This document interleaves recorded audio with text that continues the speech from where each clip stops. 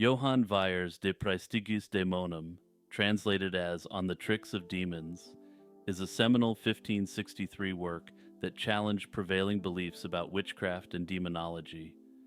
Weyer, a physician and former student of the renowned humanist Heinrich Cornelius Agrippa, approached the subject from a medical and psychological perspective. He argued that alleged witches were not in league with the devil, but were instead suffering from mental illnesses. In the 16th century, Europe was gripped by a fervent belief in witchcraft, leading to widespread persecution of those accused. The Malleus Maleficarum, published in 1487, served as a manual for identifying and prosecuting witches, reinforcing the notion that witchcraft was a real and present danger. Drawing from his medical background, he posited that many accused witches most often suffered from a medical problem unrelated to the devil. He criticized the methods used to extract confessions, noting that torture often led to false admissions. Weyer's arguments were grounded in his observations as a physician, where he recognized symptoms of mental illness in those accused of witchcraft. On the Tricks of Demons is meticulously organized into 5 books, each addressing different facets of demonology and witchcraft. The first book delves into the nature of demons and their supposed interactions with humans. Weyer argues that many reported demonic encounters are the result of natural causes or psychological disturbances. The second book examines the practices of magicians and sorcerers, suggesting that their alleged powers are either fraudulent or misunderstood natural phenomena.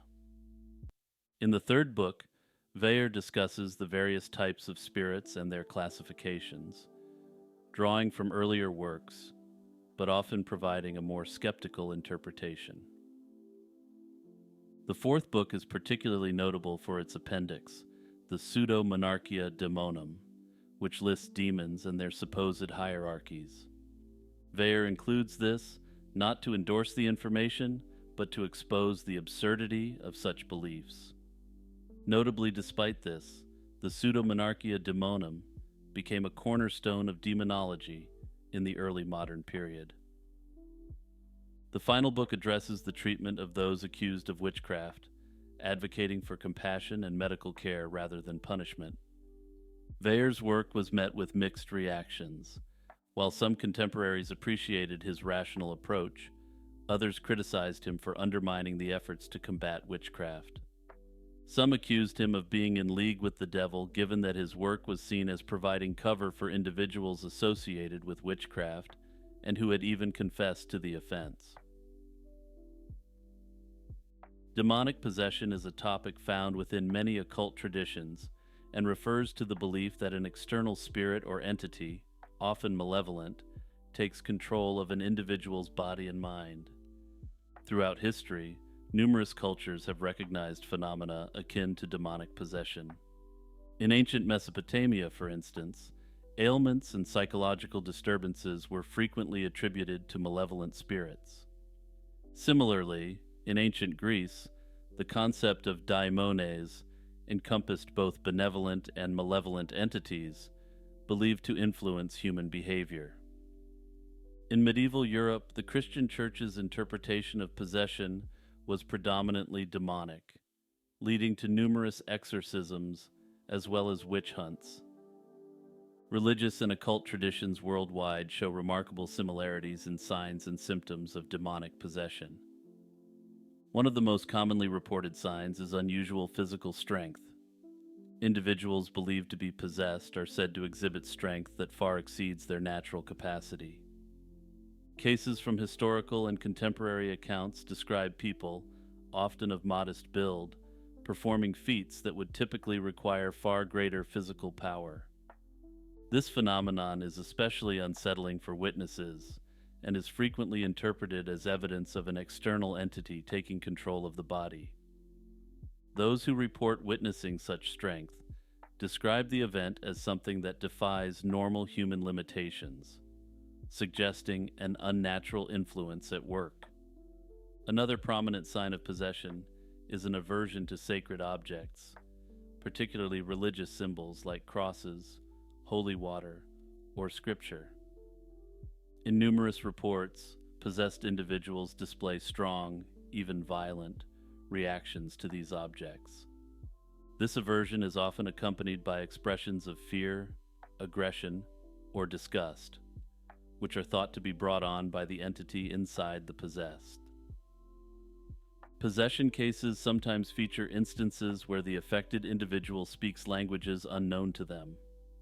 Often termed xenoglossy, this phenomenon involves a person suddenly articulating phrases or entire conversations in a foreign language they've never studied or encountered before. This is particularly disturbing to observers, as it seems to reveal knowledge that the person could not have acquired through natural means. In the Christian context, reports of xenoglossy during possession generally include use of ancient languages, like Latin, Ancient Greek, or Aramaic. Personality shifts are also observed, where an ordinarily gentle individual may exhibit aggressive, hostile, or blasphemous behavior. This change can seem so drastic that it appears as if another consciousness has taken over, with the original personality entirely suppressed. However, these signs aren't universally accepted as evidence of possession. Many skeptics and mental health professionals argue that these symptoms can stem from psychological or neurological disorders rather than an external spirit or entity. Conditions such as dissociative identity disorder, psychosis, or epilepsy can produce behaviors that mimic possession symptoms, including personality shifts and language disturbances. Psychological explanations suggest that individuals displaying signs of possession may be experiencing an intense mental health crisis rather than a supernatural event. Exorcism, the act of expelling a possessing entity, varies across cultures.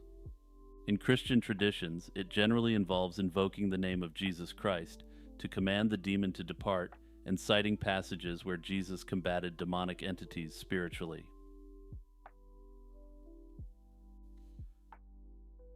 Hey everyone, it's Jimmy here, just reminding you to like and subscribe and to hit the notification bell.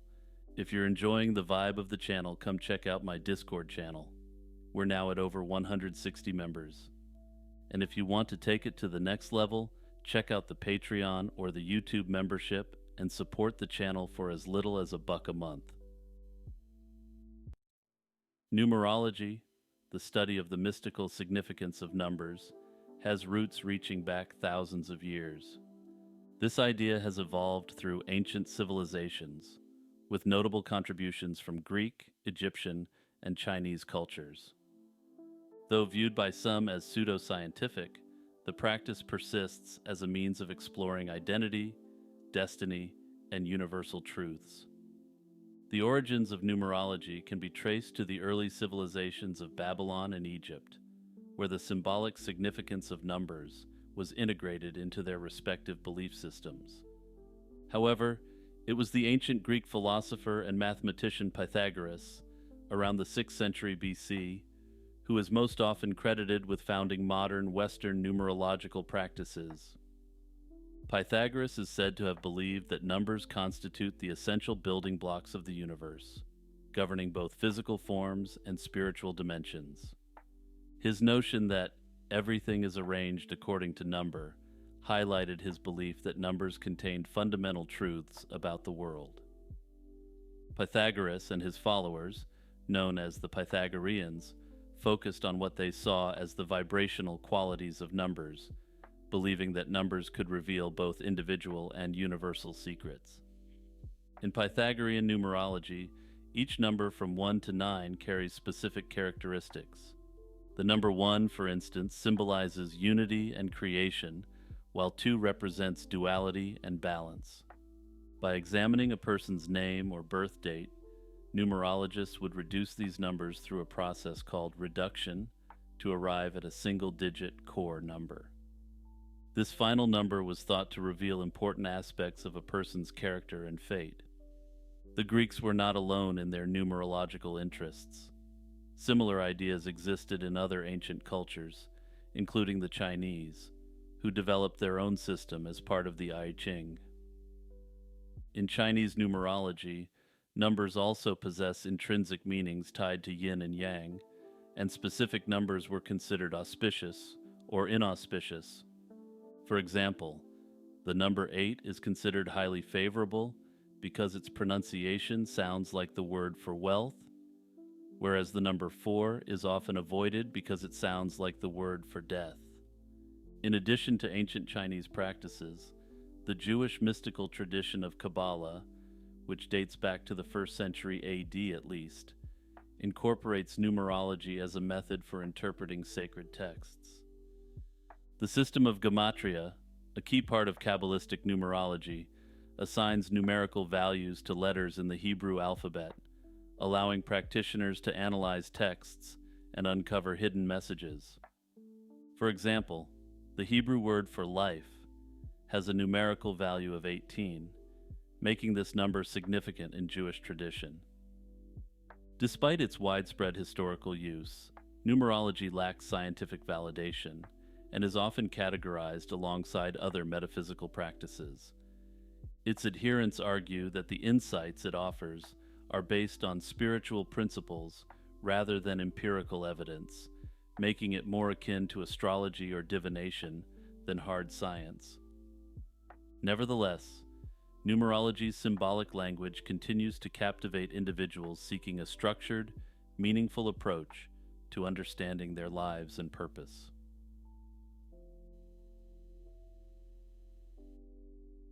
The Malleus Maleficarum, Latin for Hammer of Witches, published in 1487 by Heinrich Kramer, became one of the most influential works on witchcraft and demonology during the early modern period.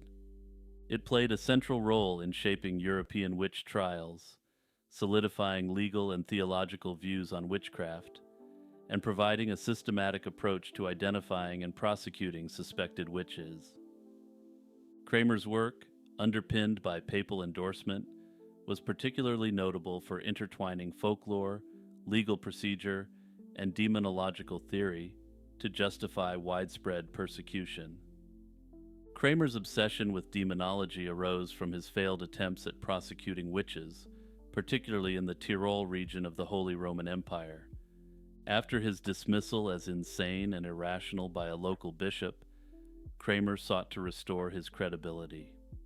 His solution was the Malleus Maleficarum, a text that would become notorious for its harsh views on witchcraft. The Malleus is divided into 3 parts, each addressing different aspects of witchcraft and its prosecution. The first part outlines the theological justification for the existence of witchcraft, rooted in the belief that witches, in consort with demons, posed a severe threat to the Christian order. Kramer vehemently rejected any notion that witchcraft might be a delusion, insisting instead that anyone denying its reality was guilty of heresy. The second part of the book deals with the mechanics of witchcraft, listing powers attributed to witches and how they could be detected. It ranges from accusations of casting curses to stealing a man's virility through demonic means. According to Kramer, witches' abilities came directly from their pacts with the devil, and these pacts included engaging in diabolical carnal acts. The third section, arguably the most infamous, provides detailed instructions on how to conduct witch trials. It covers how to extract confessions, the criteria for guilt, and the legal procedures to be followed. These procedures made it nearly impossible for the accused to defend themselves. For example, any woman who did not weep during her trial was automatically assumed to be a witch, while those who wept too much were also assumed to be witches as well. Further, those who resisted confession were seen as being protected by a demonic spell of silence, while those who eagerly confessed were taken to obviously be witches, because why else would they confess? The legal framework advocated by Kramer left virtually no room for acquittal, making the text a potent tool for ensuring convictions.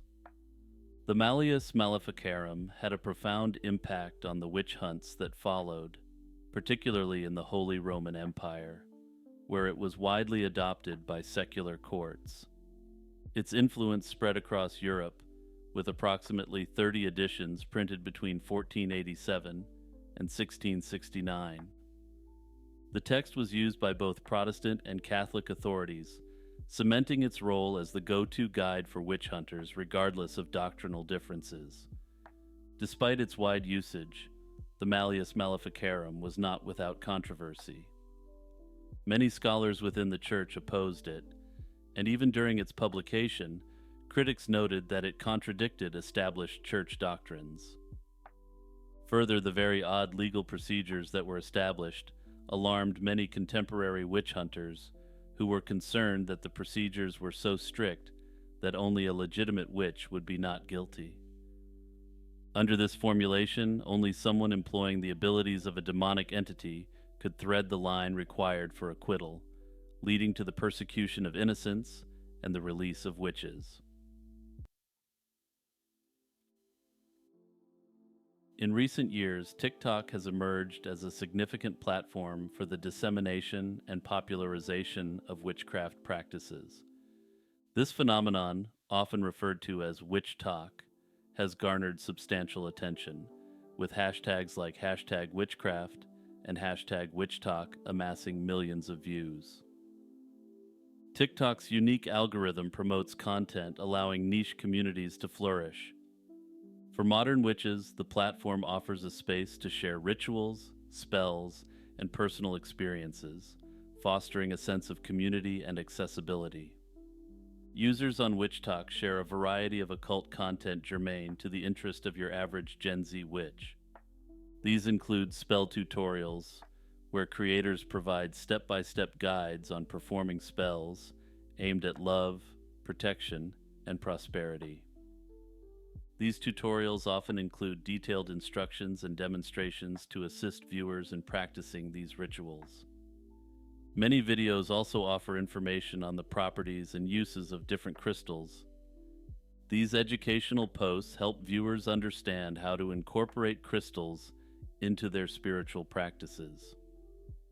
Another common witch talk discussion area is herbal remedies for healing and magic. These videos explore the medicinal and mystical properties of herbs, providing viewers with knowledge on how to utilize them effectively. These practices are often presented in short, engaging videos that demystify complex rituals, making them approachable for newcomers and allowing videos to go viral quickly. The Witch Talk community is predominantly composed of younger individuals, in particularly younger millennials and Gen Z. This demographic shift aligns with a broader trend of declining participation in organized religion and a growing interest in alternative spiritualities. Despite its popularity, Witch Talk has faced criticism. Some practitioners argue that the platform's format oversimplifies complex traditions, leading to misinformation. Additionally, the commodification of spiritual practices by witchfluencers has raised ethical concerns within the community. Astrology, the belief that celestial bodies influence human affairs, has roots stretching back to ancient civilizations. The earliest known records of astrological practices date to Mesopotamia, around the 3rd millennium BC, where the Sumerians observed planetary movements and linked them to terrestrial events. These observations were further developed by the Babylonians, who created the zodiac, a division of the sky into 12 equal parts, each associated with specific constellations. In ancient Egypt, astrology was intertwined with religion and governance. The Egyptians adopted the Babylonian zodiac and associated it with their deities, using celestial events to guide decisions and predict outcomes. Similarly, in ancient Greece, astrology merged with philosophical thought. Philosophers like Pythagoras and Plato considered the cosmos a harmonious entity, and this perspective influenced astrological interpretations. The Greeks also introduced the concept of horoscopic astrology, focusing on individual birth charts to predict personal destinies. A pivotal figure in the history of astrology is Claudius Ptolemy, a Greco-Roman scholar of the 2nd century AD. His work, the Tetrabiblos, systematically compiled astrological knowledge of his time and became a foundational text for subsequent generations. Ptolemy's approach sought to align astrology with the scientific understanding of his era, emphasizing the influence of celestial bodies on earthly events.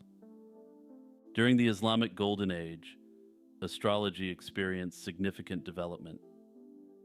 Persian Islamic scholars translated and expanded upon Greek astrological texts, integrating them with their own astronomical observations. Astrology was considered a legitimate science, and its principles were applied in medicine, agriculture, and daily life. In medieval Europe, astrology was intertwined with various aspects of society, including medicine and politics. Astrological charts were used to diagnose illnesses and determine auspicious times for medical procedures. The Renaissance period saw a resurgence of interest in astrology, with mainstream scholars like Johannes Kepler, known for his laws of planetary motion, practicing astrology alongside astronomy. The 17th century marked a turning point for astrology's status as a science. The rise of the scientific method and empirical research led to skepticism about astrology's validity. Figures like Isaac Newton demonstrated that celestial bodies followed natural laws, diminishing the perceived mystical influence of stars and planets on human affairs. Despite its decline in scientific credibility, astrology has persisted into modern times, often categorized as a pseudoscience by skeptics. Numerous scientific studies have tested astrology's claims, often finding no empirical support. For instance, a double-blind study published in Nature in 1985 concluded that astrologers could not match natal charts to psychological profiles better than chance. Similarly, a meta-analysis of multiple studies found no evidence supporting astrology's predictive power. From a believer's perspective, astrology isn't just a casual hobby or form of entertainment. It's a deeply personal and mystical practice that helps individuals understand themselves and others. Those who believe in astrology view the positions of celestial bodies as holding real power over human personality traits, life paths, and even the timing of significant events. At the heart of modern astrology is the belief that the universe is interconnected and that humans are influenced by the cosmic forces surrounding them. For believers, astrology is about much more than daily horoscopes.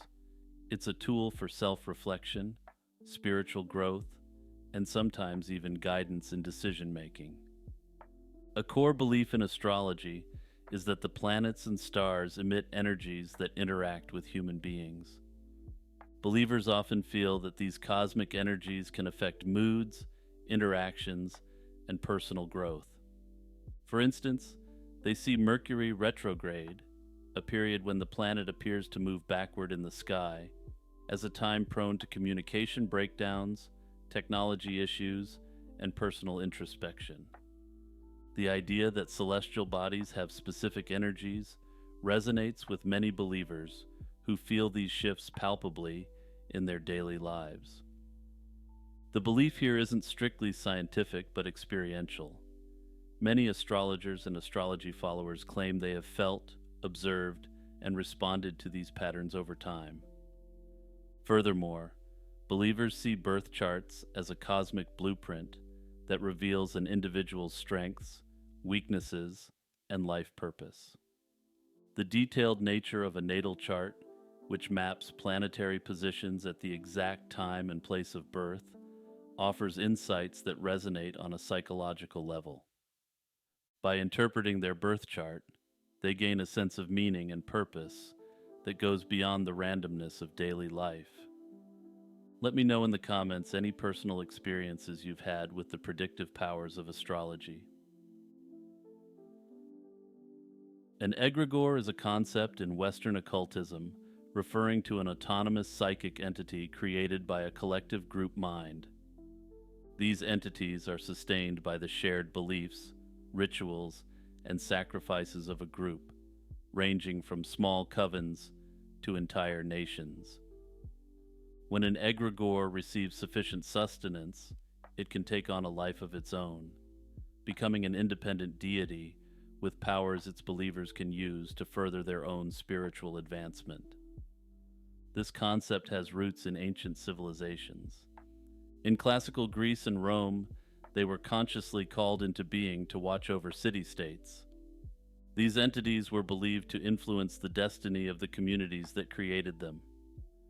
Over time, the understanding of egregores evolved, permeating various Western mystery traditions, including the Corpus Hermeticum. In these traditions, egregores were seen as powerful forces that could be harnessed for spiritual growth, or, conversely, could become parasitic and destructive if not properly managed. Modern esoteric orders such as Rosicrucianism have incorporated the concept of egregores into their practices. These groups recognize that collective rituals and focused intentions can create powerful psychic entities that influence both individual members and the group as a whole. Recognizing the presence of one of these thought form entities involves observing the collective behaviors and beliefs within a group. Signs include a strong, unified focus on specific symbols or rituals and a sense of an autonomous presence influencing the group's actions. To manage or dissolve an egregore, it's essential to withdraw the collective energy that sustains it. This can be achieved by ceasing the rituals and beliefs that feed the entity, thereby allowing it to dissipate over time. While egregores can serve as tools for collective empowerment, they also pose risks to personal autonomy. Individuals may find their thoughts and actions subtly influenced by the egregore, leading to a loss of personal agency. It's crucial for individuals to remain aware of these influences and take steps to maintain their autonomy, such as critically evaluating group beliefs and practices. The Nekomata is a cat yokai from Japanese folklore, roughly equivalent to a demonic entity from Western traditions. The story may have its origins in a Chinese cat demon called the Senri. The Senri were noted to achieve great spiritual power in old age, and achieve the power to shapeshift into a beautiful man or woman. Nekomata are domestic cats, which have, quote, gone rogue by running away into the mountains in their old age and gaining additional powers while there. Further, when they become Nekomata, they gain a second tail, which apparently enhances their magical abilities. Nekomata are generally considered to be cats who were treated terribly by their owners.